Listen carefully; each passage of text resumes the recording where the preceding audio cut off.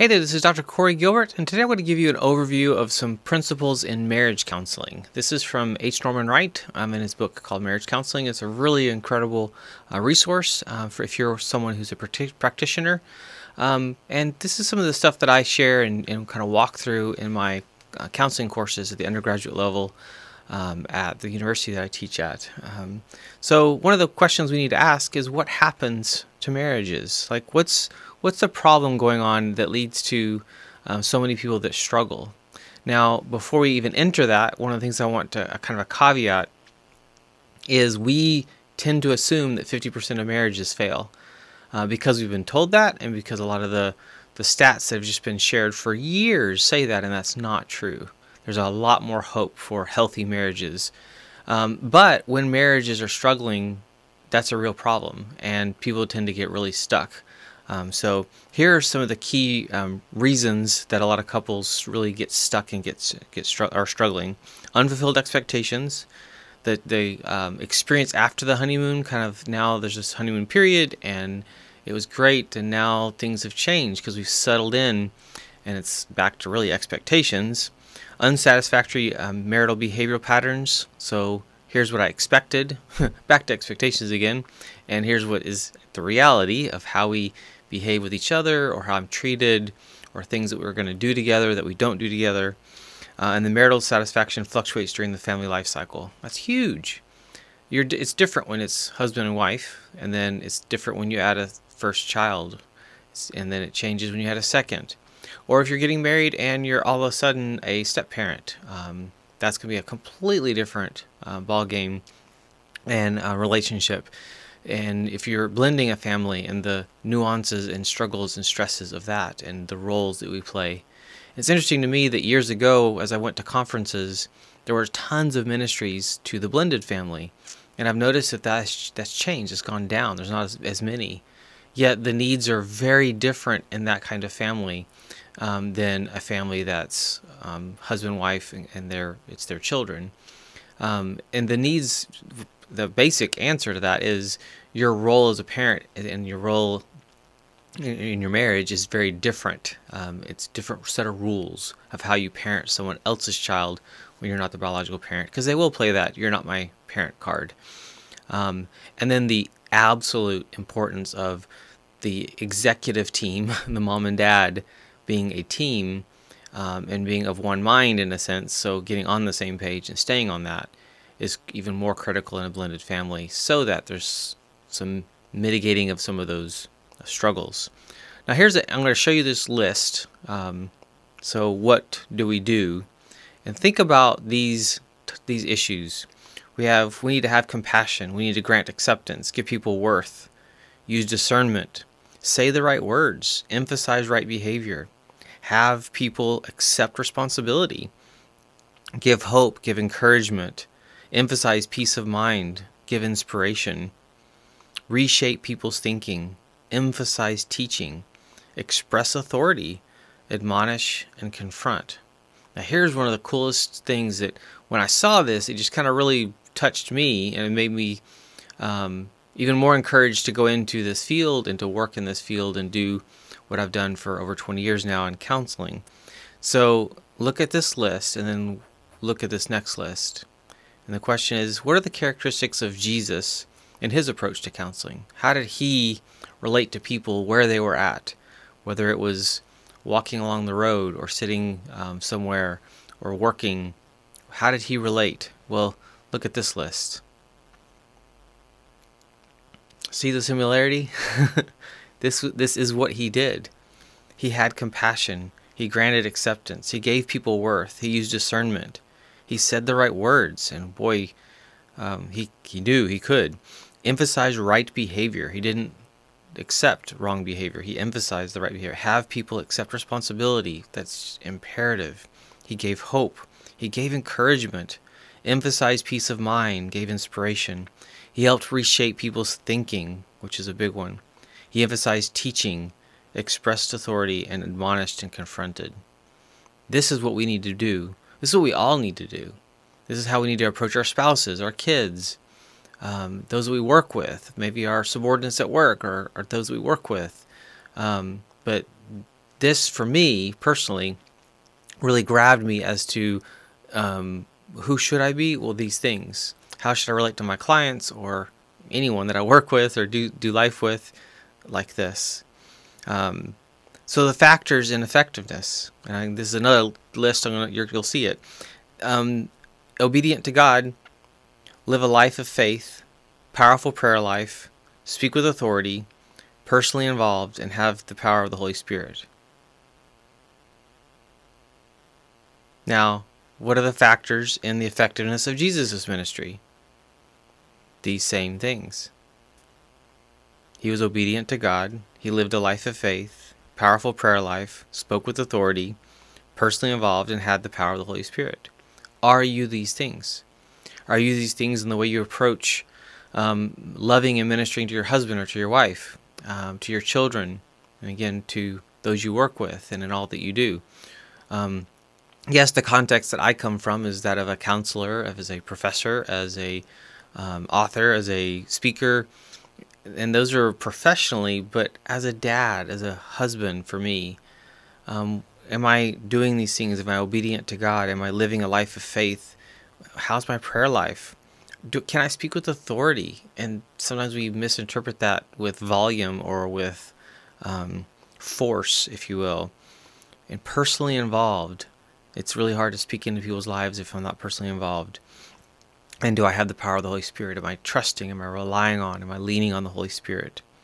So here are some biblical principles of counseling. Rely upon the power and wisdom of God. Listen. Know when to speak and when to be quiet. Show genuine interest and love.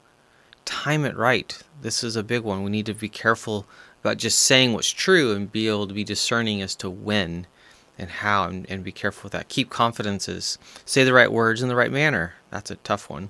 Give proper advice.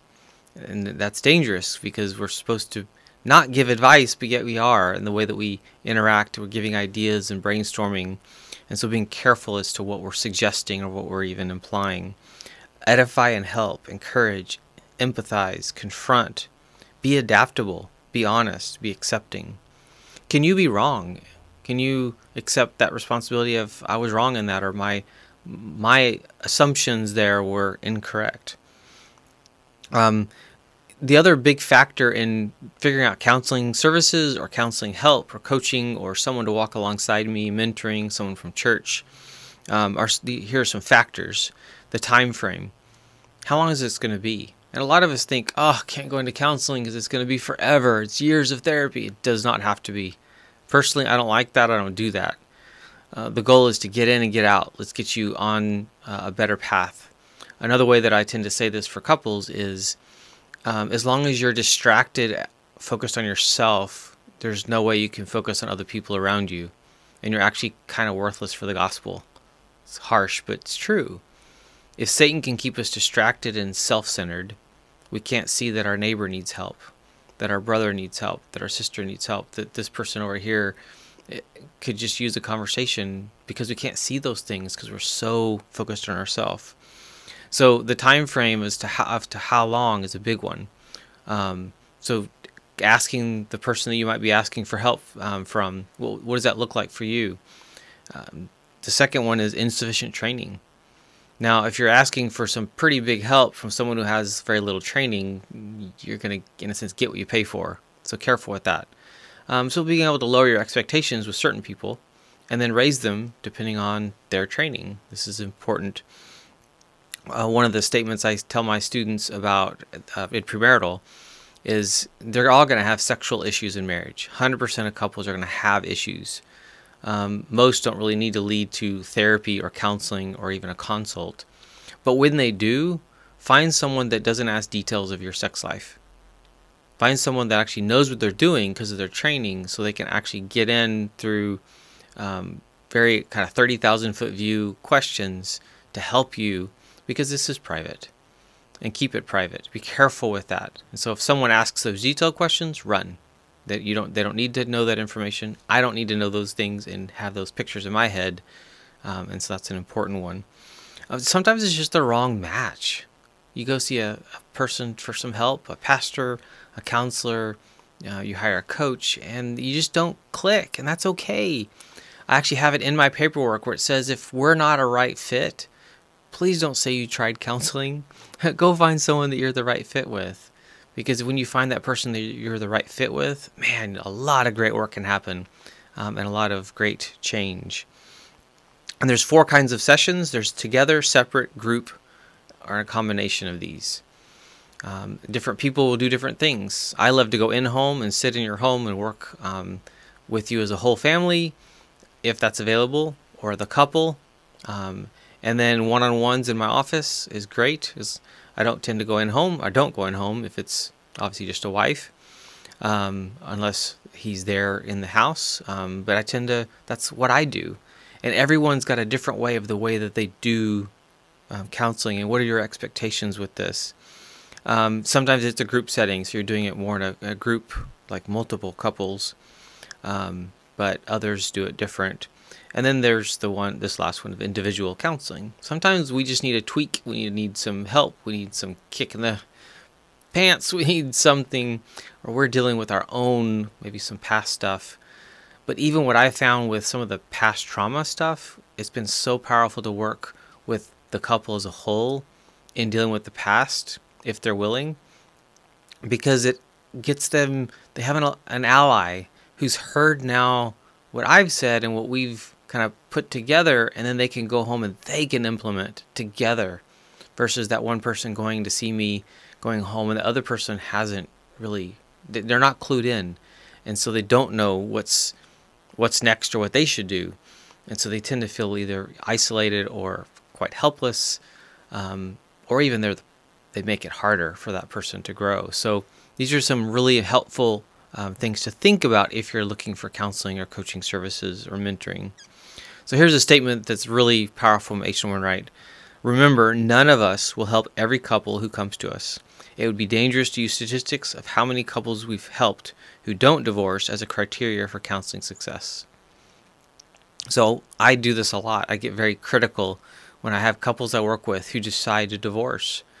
I feel like a miserable failure because I take it very personally when they go down that road. Yet I also don't know what God's doing in their life, and I don't understand some of the nuances of what else is happening, and I don't see divorce as an option. Yet at the same time, I also know God works through those difficult seasons and those difficult times and decisions that maybe later I end up regretting, but seem like the best at the time, or later I realize it was exactly what I needed to do. That's a difficult one for me theologically, as well as just in the moment working with someone. So divorce, is it an option? My opinion is no.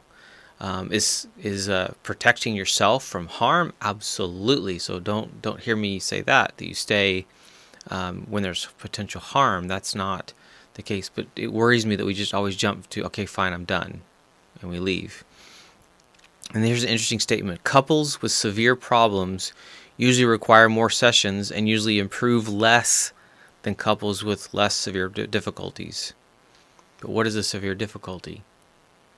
What's crazy is, in my experience, I've had more success with couples who've had affairs than I've had at times with couples who just had serious personality differences and just couldn't seem to let go of these little things. So sometimes it's the bigger things that are small, because I can just choose to forgive and trek forward.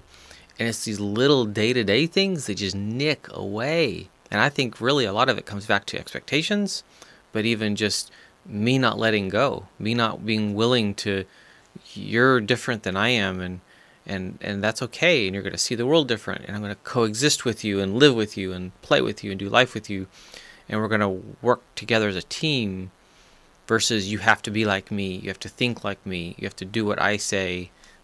That gets toxic. So that environment's really, really important. So I hope this is helpful for you to think through, maybe if you're looking for services or help, or if you're someone who actually is in that field and you're working with people, that you think through your role. Are you someone that's living out and trying to love people and encourage as Jesus would? And what are some areas that you have to grow in, to work in, that God's kind of shaping you? And I would say that never ends. We're always in that process. So If you can't think of any, it's time to stop and kind of assess yourself, and where do you need some help as a husband or wife, or in your marriage, or as a parent, or in your helping skills, if you will. So God bless you, your family, and may you have a healthy marriage. Hey, this is Dr. Corey Gilbert, and I would actually love to dig deeper and actually see how I can serve you better. One of the ways we can do that is if you join my free Facebook group. So you go to facebook.com/groups/thehealthymarriage. Join there, and it's free, and we actually can get into further dialogue, and you actually will be able to see all these videos and access all this stuff kind of in one place. And I'd love to be able to talk with you further to better serve your family so you can build a healthy marriage that you're proud of. Bless you and your marriage.